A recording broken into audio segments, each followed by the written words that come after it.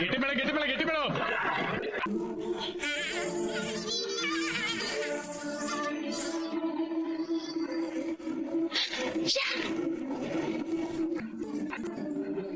உங்களுக்கு ஒன்றும் ஆட்சேபணம் இல்லையே.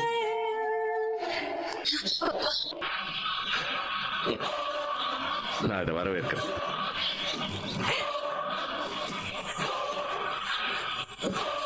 உன்னோட இந்த முடிவை நான் முழுக்க முழுக்க ஆதரிக்கிறேன். எம்எல்ஏ ஐயா, உங்க பொண்ணு சொன்ன மாதிரியே இந்த தேங்காய் மூடி கூட இந்த வீட்டுல இருக்க கூடாது. சரி, நீங்க எடுத்துட்டு போயிடுங்க.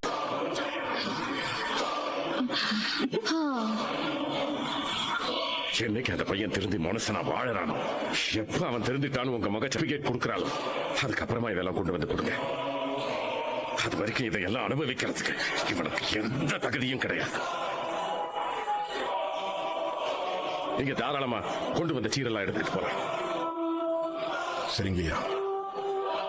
சரிம்மா, தாலி கட்டினதும் அப்படியே நிக்கிறிய. ஆனா அவன் சொன்ன எல்லாமே பொய்யாவே இருந்துச்சு, உண்மைக்கு நிகராவே இல்ல.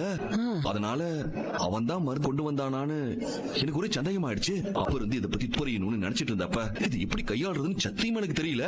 அப்பதான் சாமியை கும்பிட்டு போட்டு பெரிய மந்த நீதான் எனக்கு வழிகாட்டணும்னு வேண்டிக்கிட்டு நான் ரூமுக்கு வந்தேன். வந்த இடத்துல எனக்கு அப்படியே ஒரு மாதிரி தலையெல்லாம் சுத்த ஆரம்பிச்சிருச்சு. ஐயோ,